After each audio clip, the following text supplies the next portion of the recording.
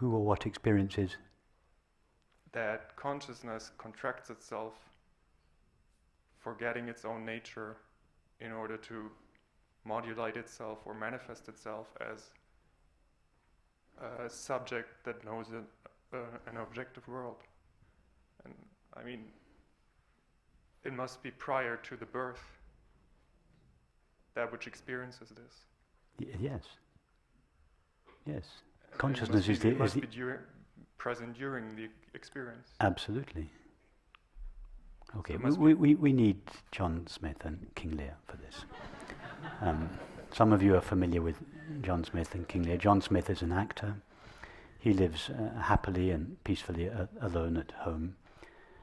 And on this occasion he's acting King Lear. He goes to the theatre. He puts on King Lear's clothes. He assumes King Lear's lines. And to all intents and purposes, he becomes King Lear. He's a very good actor. He loses himself completely in the part.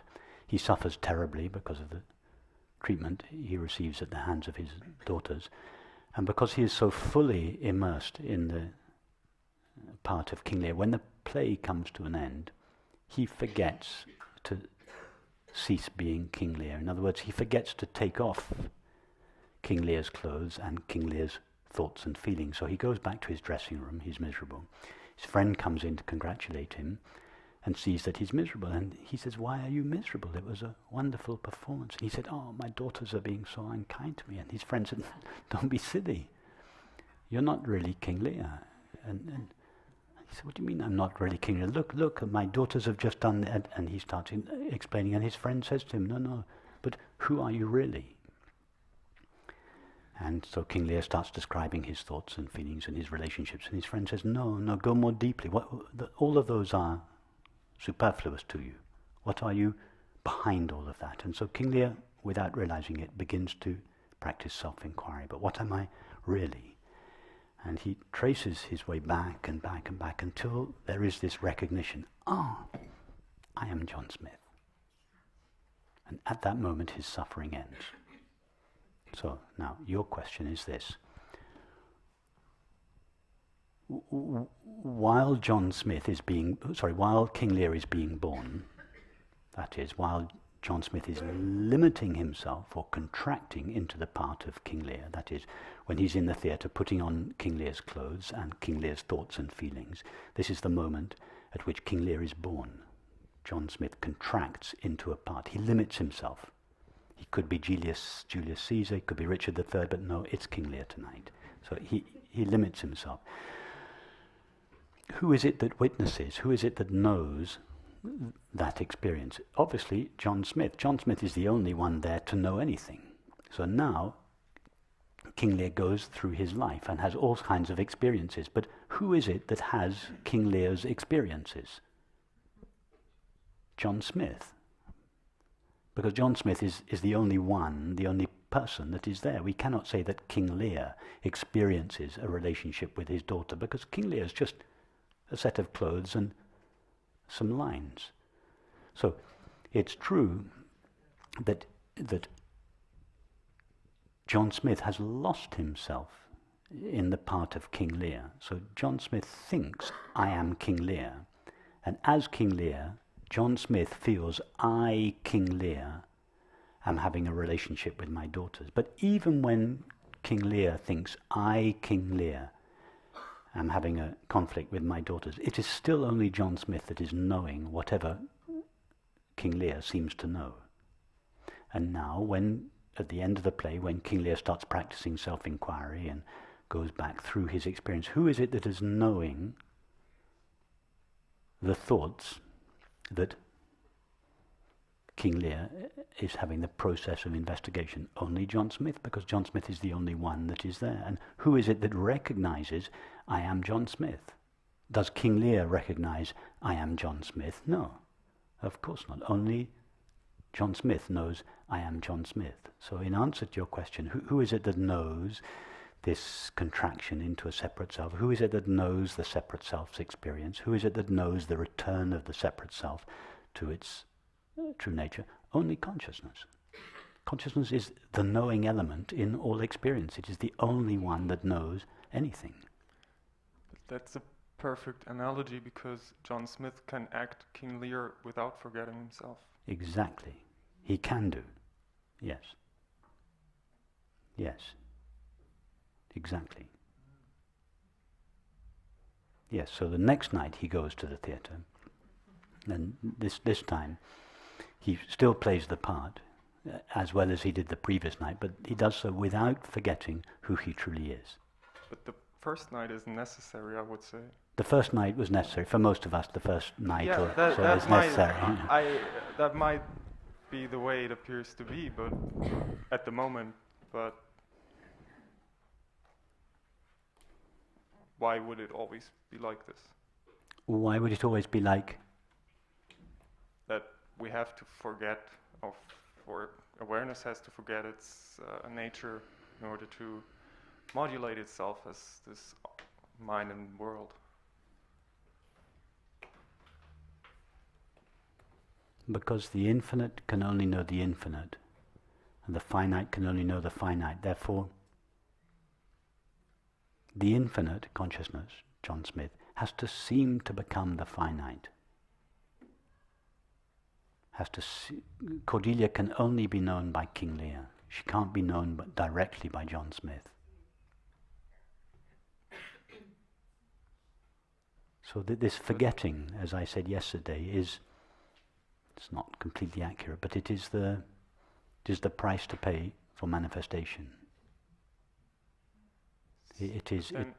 Sorry.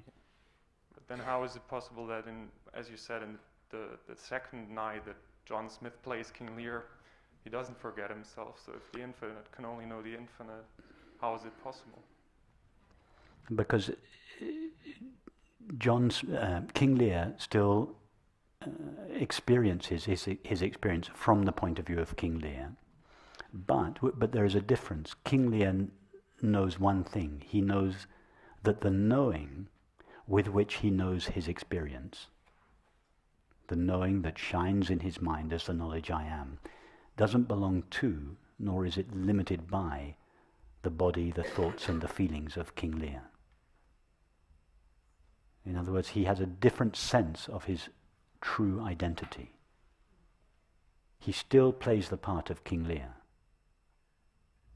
but he knows that when King Lear takes the thought I, that the I to which that thought refers is not the I of King Lear, it's the I of John Smith. It's not the I, it's not a finite mind, it is infinite consciousness. And that gives King Lear, so-called, a different view of his relationships and activities.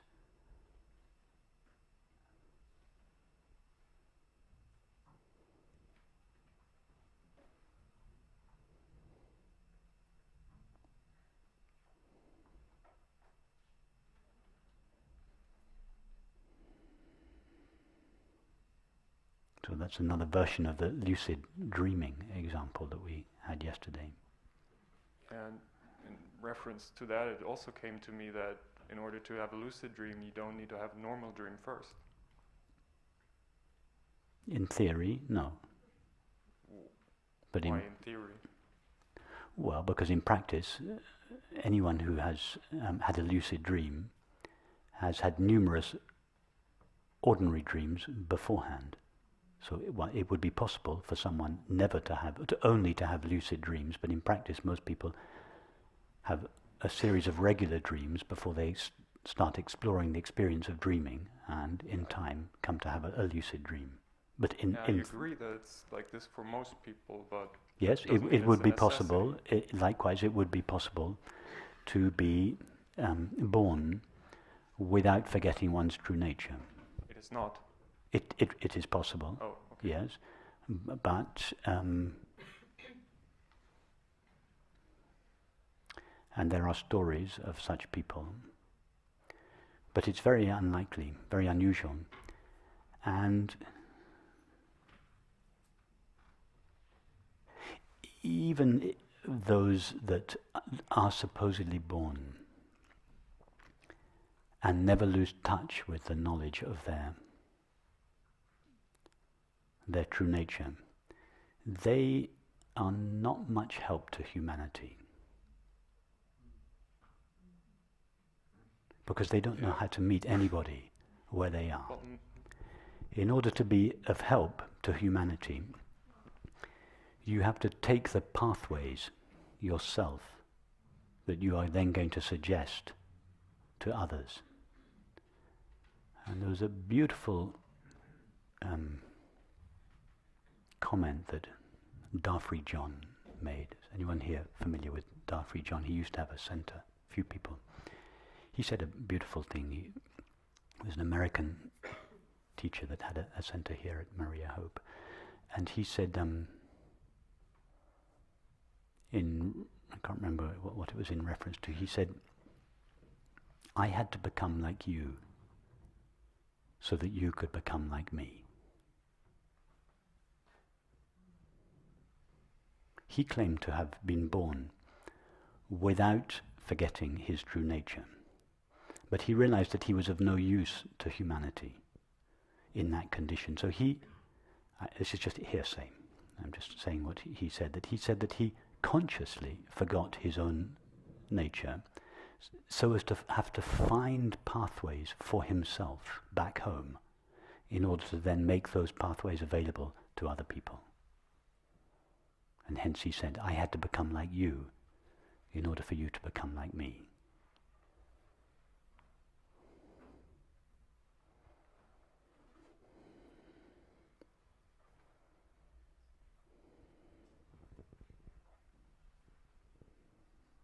Well, I can't comment on his experience, but it's a